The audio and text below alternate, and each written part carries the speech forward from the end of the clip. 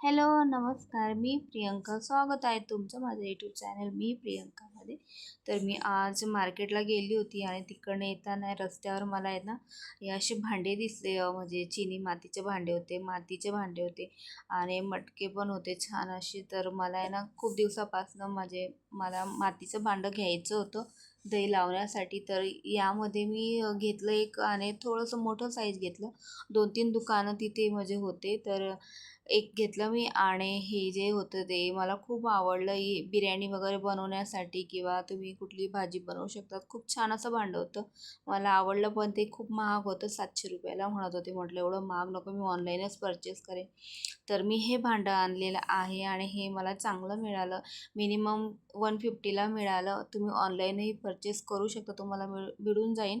मी tag लावून देते. त्यानंतर तुम्ही बघू शकता हे भांडं मी रात्रभर पाण्यात ठेवलं होतं. दुसऱ्या दिवशी मला दही लावायची होती म्हणून मी इथे दूध घेतलेलं आहे. थोडंसं कोमट दूध आहे आणि दही घेतलेली आहे, मिल्क पावडर घेतलेला आहे आणि दही कशी लावायची सिंपल साधी रेसिपी आहे. खूप टेस्टी अशी लागते आणि आता कसं झालं आहे, समर चालू झाला आहे. घरच्या घरी मस्त टेस्टी अगदी छान अशी तयार होते. तर इथे घेतलेले आहेत मी 2 चमचे एवढे मिल्क पावडर नक्कीच टाका. तुमच्या घरात जर लहान पोरं असतील ना, तर खूप टेस्टी अशी दही लागते आणि तुम्ही बघू शकता. त्यानंतर मी इथे घेत आहे 2 चमचे रेडीमेड दही घेतलेलं आहे. आपल्याला दही मस्त आणि हे पूर्ण व्यवस्थित मिक्स करून घेणार आहे. मी असंच किचनवर मिनिमम 6-7 तास झाकून ठेवून देणार आहे आणि 6-7 तासानंतर तुम्ही बघू शकतात दही आपली कशी तयार होईल. तर तुमच्याकडे जर मातीचं भांडं नसणार तर तुम्ही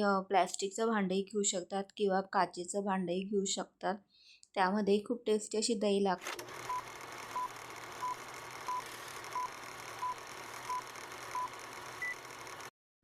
तुम्ही बघू शकता 7 तासानंतरचा रिझल्ट आहे आणि खूप छान अशी दही तयार झालेली आहे, घट्टसर झालेली आहे आणि म्हणजे तुम्ही अतिशय असं वाटतंय केकसारखी तयार झालेली आहे.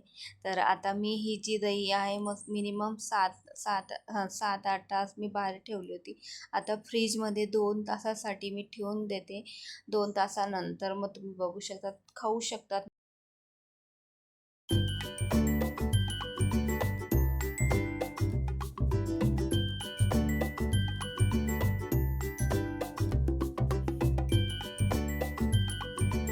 2 hours later. तुम्ही बघू शकता किती छान अशी दही रेडी झालेली आहे.